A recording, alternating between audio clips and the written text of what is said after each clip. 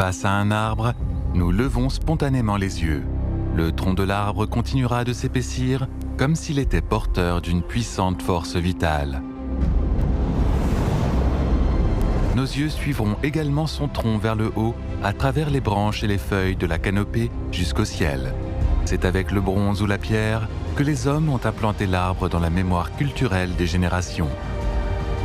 C'est aussi par ces matériaux qu'ils l'ont perpétuellement gravé dans l'histoire de la civilisation.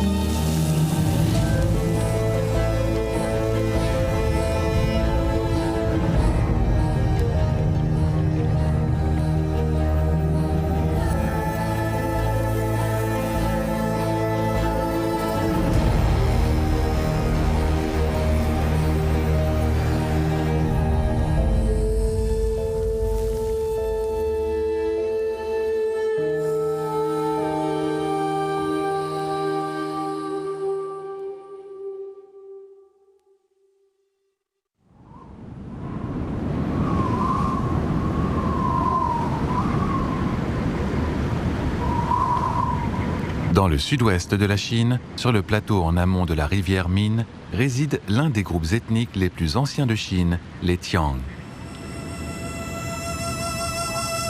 Ils ont pour tradition de construire leur village au sommet des montagnes, ce qui leur vaut d'être également connus sous le nom de peuple des nuages. Une autre tradition des Tiang est le culte de l'arbre sacré. À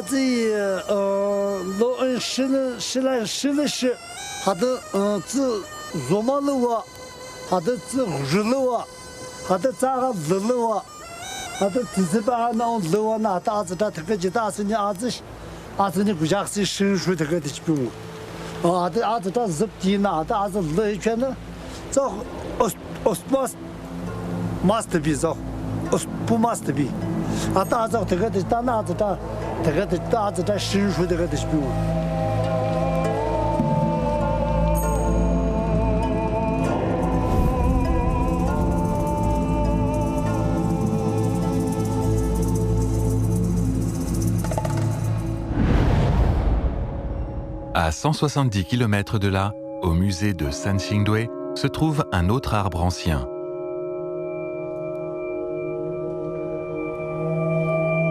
Haut de 3,96 mètres, il est le plus grand objet en bronze jamais découvert en Chine. Celui-ci est connu sous le nom d'arbre sacré numéro 1 et il est en bronze. Depuis 1986, 8 arbres en bronze au total ont été découverts sur le site archéologique de Sanxingdui, dans la plaine de Chengdu. Mais pourquoi les anciens habitants de Sanxingdui ont-ils créé ces arbres imposants? Dans les mythes chinois anciens, et notamment dans le Shanhai Jing ou le classique des montagnes et des mers, il est fait mention de 3 arbres sacrés qui reliaient le ciel et la terre. Ceux-ci se nommaient Fusang, Romu et Dianmu. L'arbre en bronze découvert à Sanxingdui pourrait-il être l'un d'entre eux? L'arbre sacré numéro 1 en bronze de Sanxingdui se compose de 3 parties. Un socle, l'arbre en lui-même et un dragon. La base est conçue pour ressembler à des montagnes s'élevant sur 3 côtés. Sur celle-ci se trouvent des dessins de soleil et des motifs de nuages et de brumes. L'arbre sacré pousse depuis le sommet d'une montagne et s'élève vers les cieux.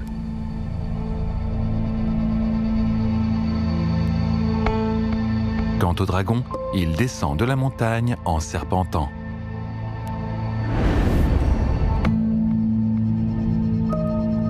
L'arbre sacré en lui-même se divise en 3 niveaux, chacun ayant 3 branches.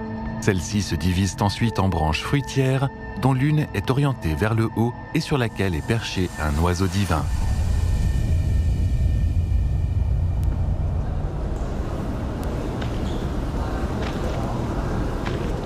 《山海经》记载的神树上、浮木上有9只鸟，这个鸟都实际上是运载太阳这个从东到西的一个运载工具。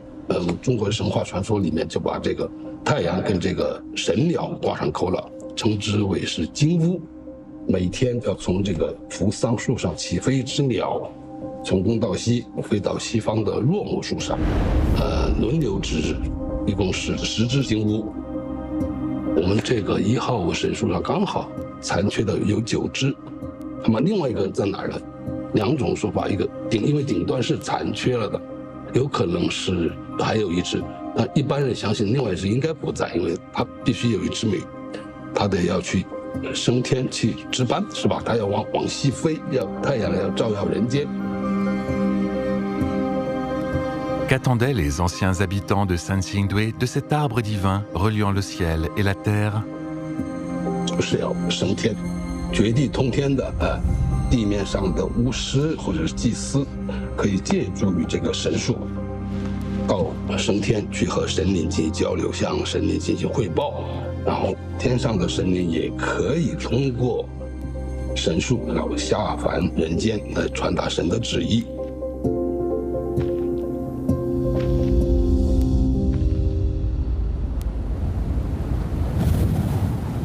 L'Égypte n'est pas une terre luxuriante.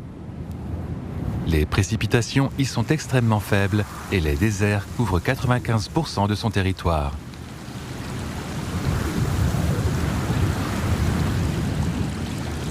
La ville d'Assouan, située sur la rive est du Nil, est considérée comme l'un des berceaux de l'ancienne civilisation égyptienne.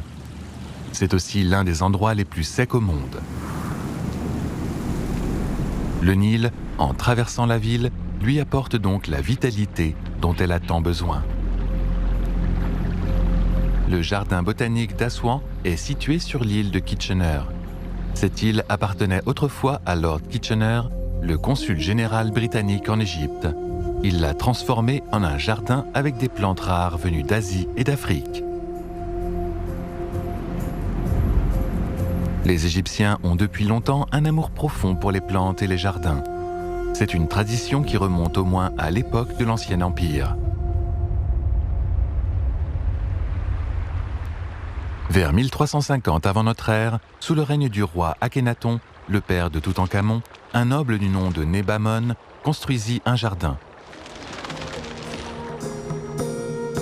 Entouré de hauts murs, ce dernier offrait une protection contre les tempêtes de sable et les animaux sauvages.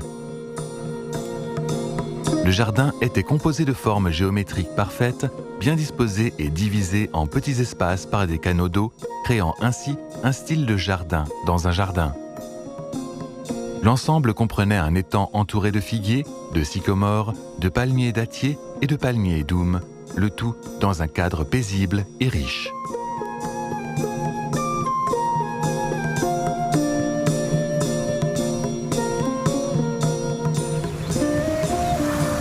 Ici, les plantes sont toujours vertes, comme si elles symbolisaient l'éternité de la vie.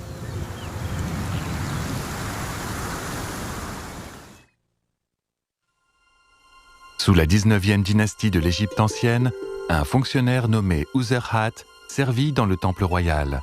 Sur le mur nord de sa chambre funéraire se trouve une immense peinture murale. Ouserhat, sa femme et sa mère sont représentés assis sous un grand arbre dont l'ombre leur sert d'abri comme lorsqu'ils étaient vivants. Cet arbre est ce que les anciens Égyptiens appelaient l'arbre de vie. En apparence, il ressemble beaucoup à un figuier sycomore. 大部分学者相信呢，他们画的就是无花果树，就是因为现实生活当中无花果有药用，是很珍贵的木材，就是它现实生活当中的作用决定了人们在想象的世界里边也把它当成生命树的原型了。因为这个树它是根植于大地，又可以长得很高大，它们就产生了这种生命之源的想象。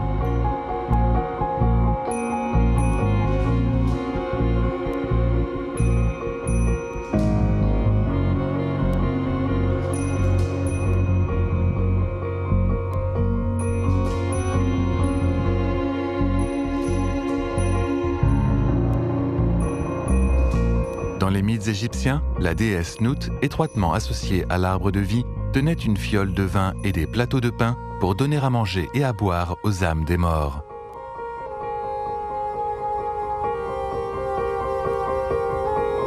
Les anciens Égyptiens croyaient que l'arbre de vie pouvait nourrir et guérir les défunts dans l'au-delà.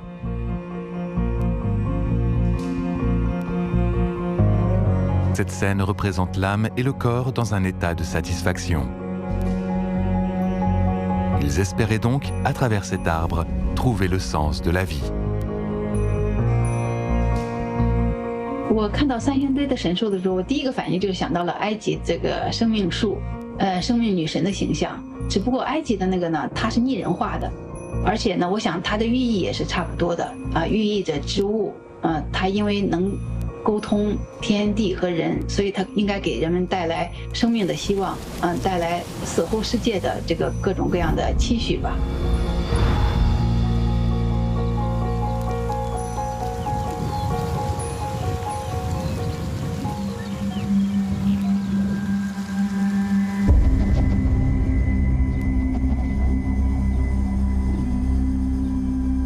Le musée du site de Tinsha, à Chengdu, dans le Sichuan, abrite un bosquet d'arbres carbonisés.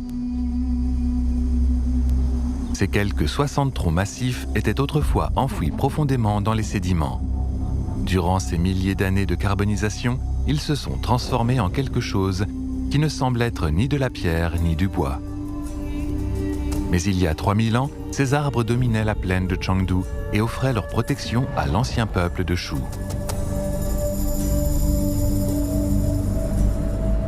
Il y a environ 3100 ans, lorsque la cité antique de Sanxingdui chuta, une civilisation étroitement liée à la sienne apparut discrètement dans la partie ouest de ce qui est aujourd'hui Chengdu.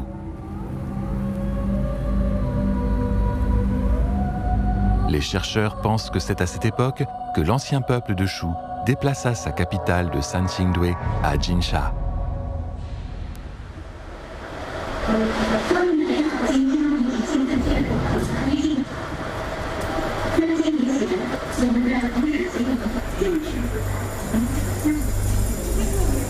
À l'intérieur de la fosse, un énorme morceau d'ébène repose à côté d'un ancien lit de rivière.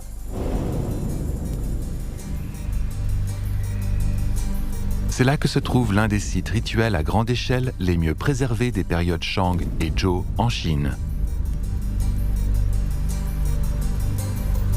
Il y a plus de 3000 ans, l'ancien peuple de Shu y organisait des cérémonies. Les procédures étaient complexes.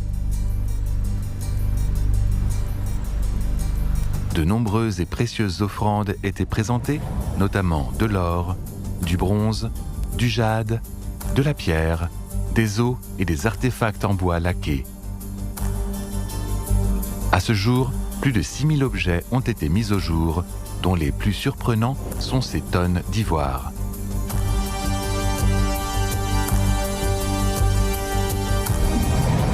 Non loin de là, des rituels sont encore pratiqués aujourd'hui près des arbres sacrés et des villages de l'ethnie Tiang à Aba, au Sichuan.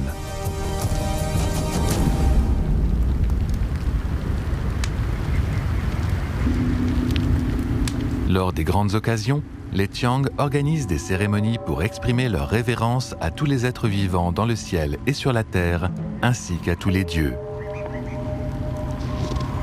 L'autel est généralement constitué de pierres blanches et placé à côté d'un arbre sacré.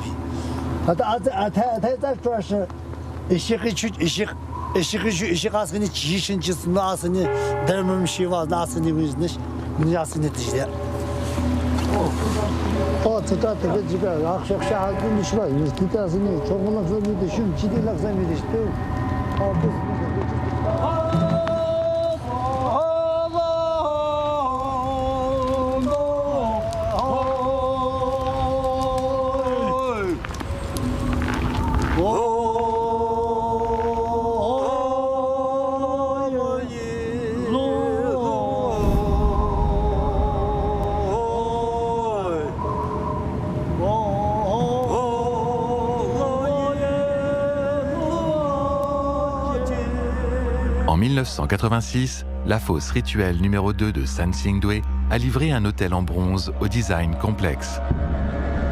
La couche inférieure de l'autel est tenue par 2 bêtes divines qui soutiennent une plateforme circulaire géante symbolisant la Terre.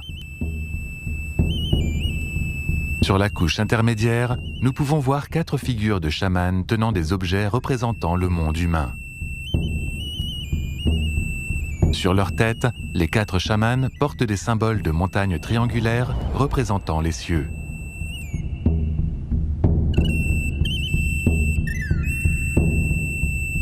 Au sommet des montagnes se trouve un temple carré entouré de 20 adeptes agenouillés, 5 de chaque côté. Leurs mains indiquent qu'ils prient. Le toit du temple est décoré de figures totémiques représentant des têtes humaines et des corps d'oiseaux, tandis que des oiseaux ressemblant à des phénix ornent les coins, chantant en direction d'un royaume plus élevé et plus lointain.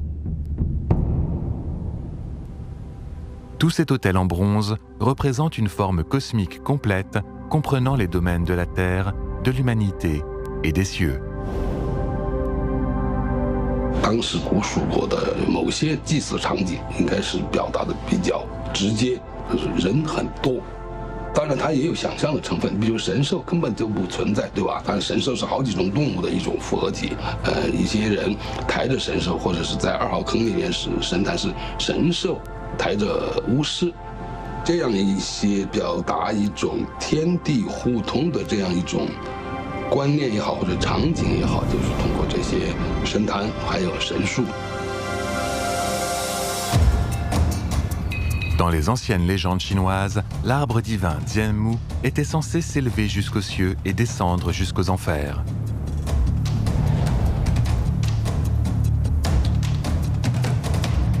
Dans les anciennes croyances égyptiennes, les branches d'un grand arbre s'élançaient vers le ciel, tandis que ses racines s'enfonçaient dans les profondeurs du monde souterrain. Pour les hommes vivant il y a plusieurs millénaires, le vaste monde dans lequel ils vivaient était encore plus difficile à comprendre que le ciel lui-même. Sur la rive ouest du Nil, à Luxor, dans la vallée des rois, se trouve le lieu de repos des âmes des pharaons du nouveau royaume d'Égypte. Une petite entrée portant le numéro 62 mène à l'intérieur du tombeau du pharaon Toutankhamon.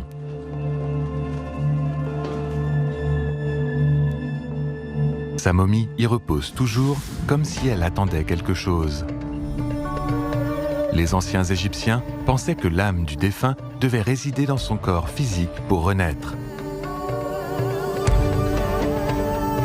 Pour ce faire, les corps étaient déshydratés afin de créer des momies et d'éviter la décomposition.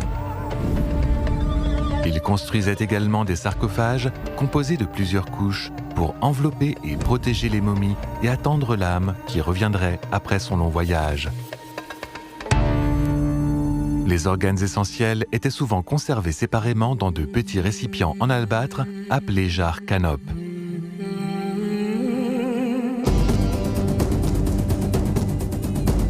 Les chambres funéraires des pharaons contenaient généralement de nombreux objets destinés à être utilisés par le défunt dans l'au-delà. Au total, 5398 objets ont été découverts dans la chambre funéraire de Toutankhamon sur une surface de 100 mètres carrés.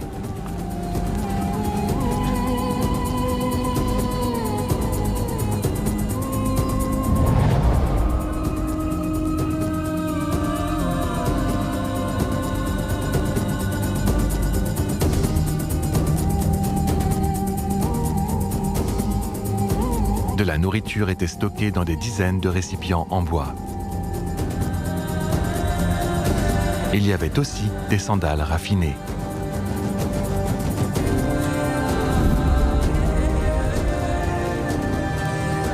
Et un grand nombre de têtes de bétail et d'esclaves.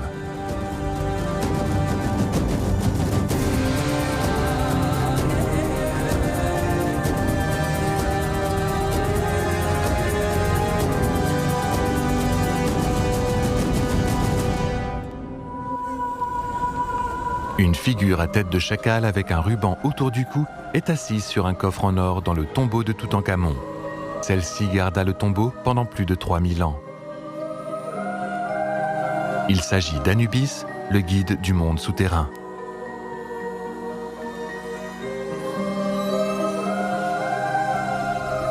Ancient Egyptians were believing in rebirth, resurrection. So everything was dedicated to afterlife. So they need anything to help them to have rebirth in afterlife. And one of the most important thing for them, it was the tree of life. You will see the king kneeling beneath the tree of life, and he's holding the key of life, because all the branches of the tree ended with the sign Ankh, the key of life. If the God give you the key of life, it makes sure that you will be resurrected and get rebirth in afterlife.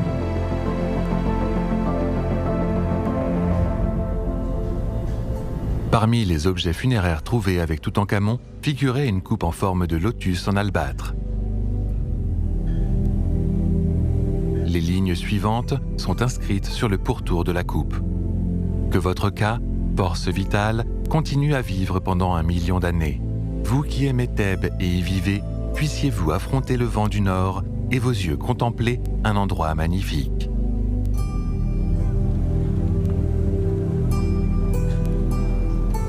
I want you to know that the belief of the afterlife for the ancient Egyptian built Egypt.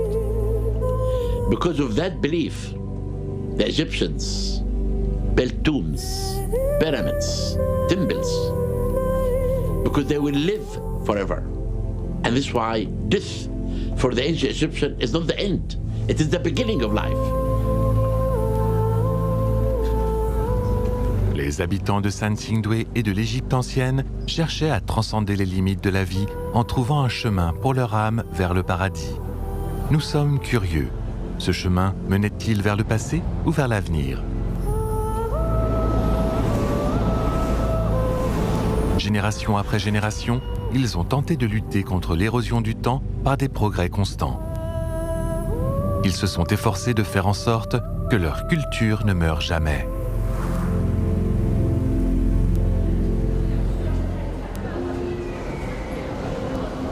L'ancien peuple de Chou a transformé le pouvoir de son imagination en œuvres d'art raffinées.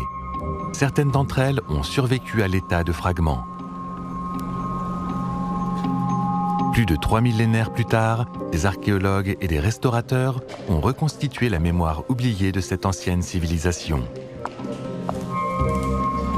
Le laboratoire de restauration du patrimoine culturel de Sansingdoué est le premier centre de conservation et de restauration ouvert au public en Chine.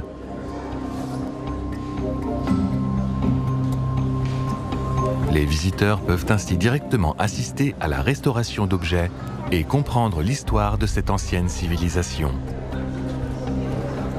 我们在平时在接触文物的时候，可能每一件文物它破损程度不一样，特别是我们三星堆的东西，它不是属于特别常见的东西，所以说就没有所参考的，它不是一个我们常见的规则性的器物，你没有一个完全固定的概念，你可能在修的时候，你心里还是有很多疑问或者问题，是不是这样的？这也是在无形之中增加了一些难度。 L'arbre sacré numéro 1 a été mis au jour dans la fosse numéro 2 de Sansingdoué en 1986. Au début, il ne s'agissait que d'un amas de fragments de bronze. Le tronc, les branches, la base et d'autres vestiges étaient écrasés à l'intérieur d'une fosse. De nombreux fragments ont été déformés à la suite d'impacts et de brûlures. Il y avait 2479 pièces au total. Les restaurateurs ont passé une décennie entière, de 1986 à 1996, à les reconstituer habilement, utilisant leur expertise professionnelle pour les transformer en un arbre majestueux et imposant.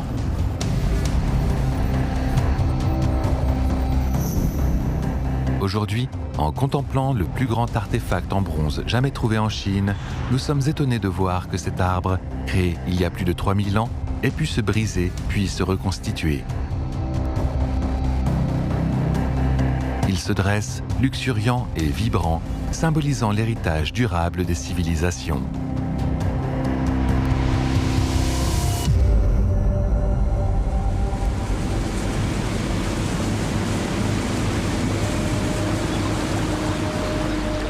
Le complexe du temple de Philae est situé sur l'île d'Agilkia à Assouan.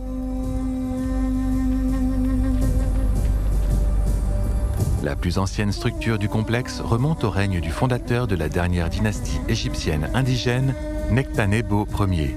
Des ajouts ultérieurs ont été faits pendant la dynastie Lagide lors de la domination grecque en Égypte. 它的文明有一个漫长的衰落期，将近1000年的殖民地时期，他们默默地把自己最珍贵的传统文化做了长久保存的准备，刻到了神庙的墙上，抄到了纸草上，藏起来，准备好了这个文明衰落之后，1000年之后的考古学家，1000年之后的人们还能看到他们的思想轨迹。我们说是一种比喻啊，这些神庙就是古埃及文明的木乃伊。 Les derniers hiéroglyphes laissés par les anciens Égyptiens ont été découverts au temple de Philae. Pendant des générations, ils sont restés une énigme que personne ne pouvait comprendre. Mais en 1822, le savant français Jean-François Champollion, en déchiffrant la pierre de Rosette, découvrit finalement la signification de ces symboles complexes. Cette découverte a suscité un regain d'intérêt pour l'ancienne civilisation égyptienne.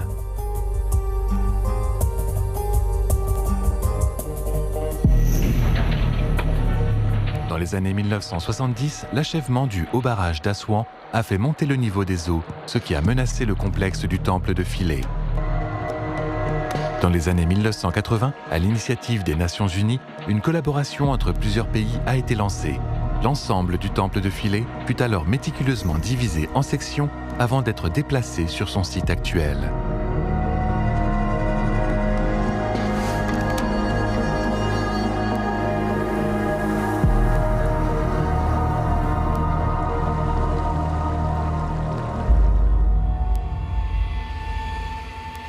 Les arbres, liens entre le ciel et la terre, soulèvent de nombreuses questions.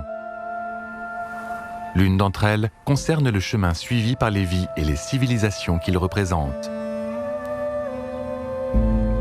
Les habitants de Sanxingdui, toujours curieux, pensaient que la traversée des cieux menait au royaume des dieux, où l'on pouvait accéder à l'immortalité et à une vie heureuse.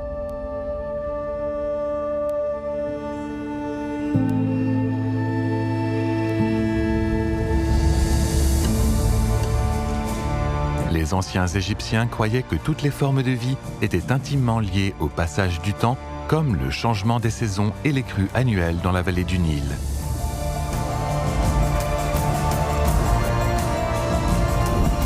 La survie, la mort, l'évolution, tel est le cycle de la civilisation et du passage du temps. Quant au désir d'avenir de l'humanité, celui-ci se manifeste toujours dans le fleuve de l'histoire.